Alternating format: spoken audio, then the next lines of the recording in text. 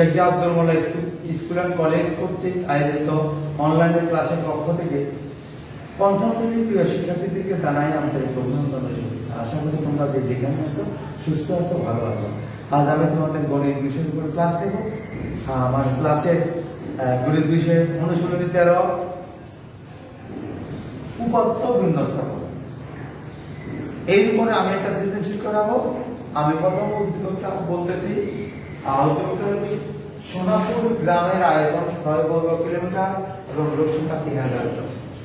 ক সোনাপুর গ্রামের জনসংখ্যার ঘনত্ব নির্ণয়।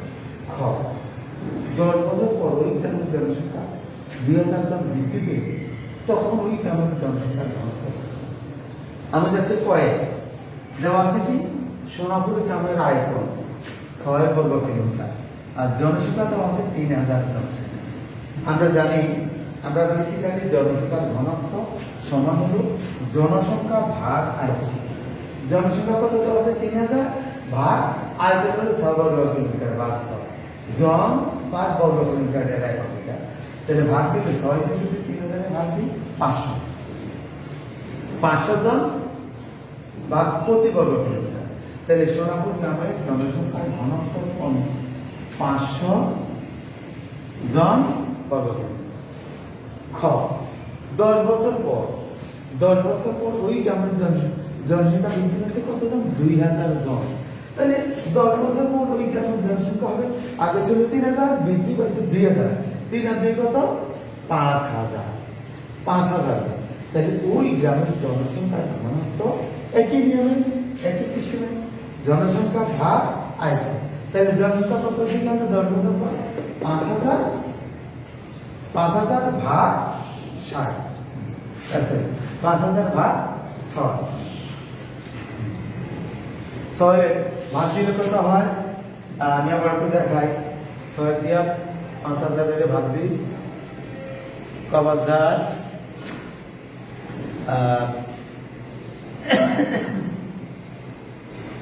5 9 45 আগে কত 5 আবার 0 5 9 45 আবার থাকে 5 আর একটা 0 5 9 45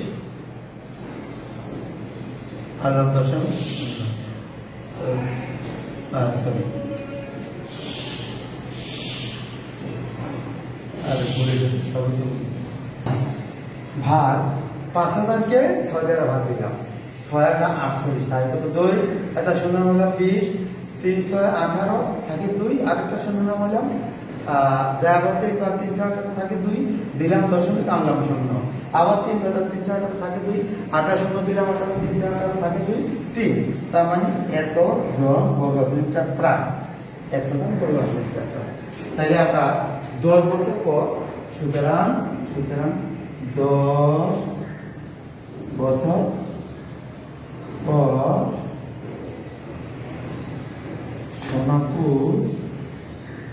সোনাপুর গ্রামের জনসংখ্যা ঘনত্ব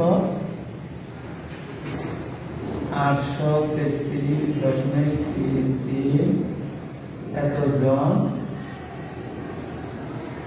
বর্গ কিলোমিটার প্রায়। এই দুটা ভাষা। তাহলে আমরা প্রিয় শিক্ষার্থী তোমাদেরকে আমি যে অঙ্কটা যে সৃজনশীল অঙ্কটা তোমাদেরকে বোঝানোর চেষ্টা করছি আশা করি তোমরা সেটা বুঝতে পেরেছো এবং বাসা তোমরা এই অঙ্কটা নিয়ে ভালোভাবে অনুশীলন করবে। পরীক্ষার জন্য ইম্পর্টেন্ট পরীক্ষা আসতে পারে। আর আমি এখন পাশাপাশি তোমাদেরকে কয়েকটা সংক্ষিপ্ত প্রশ্ন নিয়ে আলোচনা করবো। যেমন পরীক্ষা যদি আসে এমন বৃত্তের ব্যাস একটা ব্যাস দেওয়া আছে তেলি ব্যাসের জন্য এটা যদি তুমি জানো শুধু একটা এটার জন্য না সকল ব্যাস আর ব্যাসার্ধের ভিতরে যে সম্পর্কটা ব্যাসার্ধের দ্বিগুণ ব্যাস হলো ব্যাসার্ধের দ্বিগুণ। যদি ব্যাস দেওয়া আছে ব্যাসার্ধ আছে তাই ব্যাসকে 2 দ্বারা ভাগ দিলে ব্যাসার্ধ পাওয়া যায়। আর ব্যাসার্ধ দেওয়া থাকলে যদি ব্যাসার্ধ দেওয়া থাকে ব্যাস যদি চায় তাহলে ব্যাসার্ধকে 2 দ্বারা ভাগ দিলে ব্যাসের সমান। তাহলে ব্যাস আর ব্যাসার্ধের সম্পর্ক হলো কি? ব্যাস সমান ব্যাসার্ধ গুণ দূরত্ব, আর ব্যাসার্ধ সমান ব্যাস ভাগ। তাহলে এই সম্পর্কটা যদি তোমার জানা থাকে, এই সম্পর্কটা জানা থাকলে যে কোনো অবজেক্টের যেভাবেই আসে সংক্ষিপ্ত প্রশ্ন, তাহলে তুমি উত্তর দিতে পারবা কি বৃত্তের ব্যাস 25 সেন্টিমিটার হলে ব্যাসার্ধ হলো। তার মানে ব্যাসার্ধ হবে তার মধ্যে 25কে 2 দ্বারা ভাগ দিলে কত হয়? 12.5 মানে 12.5 সেন্টিমিটার। তাহলে এটা হবে কত? এটা হবে 12.5 সেন্টিমিটার। এটা উত্তর। এটা যদি আয়ত এবং বর্গের একটি পার্থক্য, যদি বলে আয়ত কি আর বর্গটা কি। এখন আয়ত কাকে বর্গ কাকে বলে, দুইটা জিনিস আমার জানতে হবে। আয়ত হলো কোনটা? দৈর্ঘ্য যার বিপরীত বাহুগুলো সমান, সমান। যেই আয়তের হলো বিপরীত বাহুগুলো সমান, প্রত্যেকটা সমান। আর বর্গের হলো প্রত্যেকটা বাহু সমান, 4টে বাহু পরস্পর সমান। তাহলে এটার পার্থক্য হলো কি বিপরীত বাহু সমান, কিন্তু এটা প্রত্যেক বাহু সমান। বিপরীত বাহু সমান আর এর হলো প্রতিটা বাহু সমান। এই একটা পার্থক্য আছে। একটি পার্থক্য কি আয়তের ক্ষেত্রে আর বর্গের মূল পার্থক্য যেটা বলছে কি এটা বিপরীত বাহুগুলো সমান, আর এটা বর্গের হলো প্রত্যেকটা বাহু পরস্পর সমান। একদিনে কত সেকেন্ড যদি বলে একদিনে কত সেকেন্ড, এটা বের করতে হলে আমাদের কি করতে হবে? একদিন সমান ক ঘন্টা? 24 ঘন্টা। একদিন হলো 24 ঘন্টা। আমি যদি ঘন্টাকে যদি মিনিট নিতে হয়, 24 গুণন 60, এত মিনিট হলো মিনিট। ঘন্টাকে মিনিটে নিতে হলে 60 দ্বারা গুণ, তাহলে কত? 60 424 7 গুণা 12 আর 14 40 মিনিট।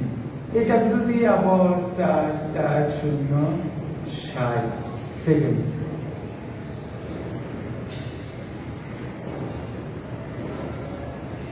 কত হয়?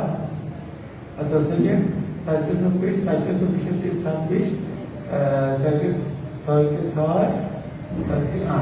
মানে 86,600 সেকেন্ড, 86,400 সেকেন্ড। তাহলে আমরা কি বললাম?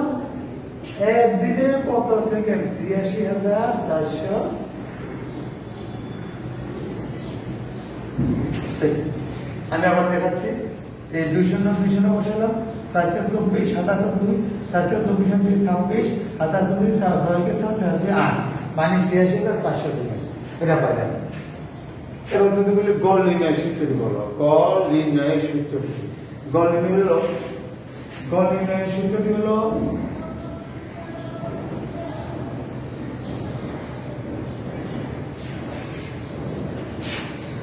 মান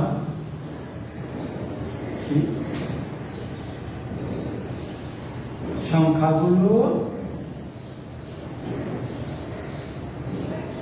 যোগফল বা সংখ্যাগুলো সংখ্যা।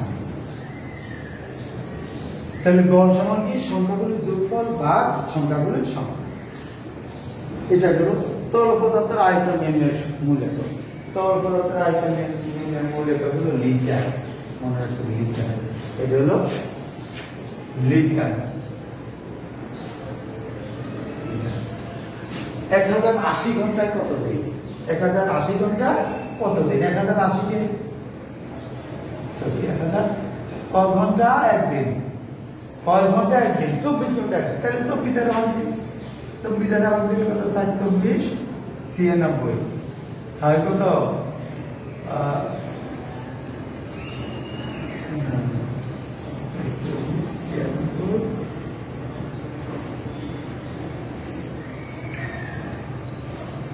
2 আর 0 524 120। তার মানে কত? 45। এত ঘন্টা সমান 45 দিন। তাহলে আমি এটা যেটা করছি এটা শুধু এই অঙ্কটার ক্ষেত্রে এটা না, আমি ঘন্টাকে যখন দিনে নেব, ঘন্টাকে দিনে নিলেই মানে 24 মিটার একদিন 24 আমার ভাগ দিতে হবে। এবার 1080 ঘন্টা অথবা 2160 ঘন্টা অব্দি বুঝা, আরো কম বোঝার সংখ্যা যেমনই থাকে, ঘন্টাকে যদি দিনে নিতে হয় 24 দ্বারা ভাগ দিতে হবে। ঘন্টাকে মিনিটে নিতে হলে 60 দ্বারা গুণ, মিনিটকে সেকেন্ডে নিতে হলে 60 দ্বারা গুণ। তাহলে আমরা এটাতে যে ঘন্টা আছে দিনে নিতে হবে 24 দ্বারা ভাগ, কত পাইছি 45 দিন। যদি কত মাস কত দিন, 1 মাস 15 দিন থাকি। এত ইঞ্চি সমান কত সেকেন্ড, 1 ইঞ্চি সমান 2.56 সেন্টিমিটার। 1 ইঞ্চি সমান 2.56 সেন্টিমিটার। সুতরাং 8.5 ইঞ্চি সমান 2.56 গুণ 8.5 সেন্টিমিটার। গুণ দিলে যা হয়, এখানে গুণ দিলে যা হয় সেটাই। এখন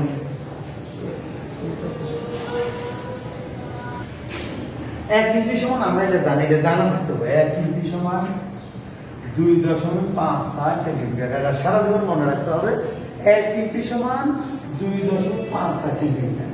এবার ইঞ্চি আর সেন্টিমিটার ভিতরে যদি সম্পর্ক হয় তাহলে সম্পর্ক নেই। তাহলে 8.5 ইঞ্চি সমান 2.54 গুণ 8.5 গুণ দিলে 21.5, 21.59 সেন্টিমিটার। আজ আমি তোমাদের বোঝার জন্য তোমাদের গণিত ক্লাসের উপর আমি উপাত্ত বিন্যস্ত করার উপর একটা সৃজনশীল করালাম। খুব ভালো একটা সৃজনশীল, ইম্পর্টেন্ট সৃজনশীল। তোমরা এটা ভালোভাবে চেষ্টা করবে। বাসা আমি আজকে কিছু তোমাদেরকে সংক্ষিপ্ত প্রশ্ন করে আলোচনা করছি। সামনের ক্লাসে আমি আরও আলোচনা করবো। তোমরা সংক্ষিপ্ত প্রশ্নগুলো ভালোভাবে দেখবে, আরও দেখাবো। আশা করি তোমরা বলি ভাষা অনুশীলন করবে, পরীক্ষার জন্য প্রস্তুতি নেবে। আর তোমরা সবাই ভালো থাকো, সুস্থ থাকো। এ বলে আজকের মতো আমি আমার এই অনলাইন ক্লাসে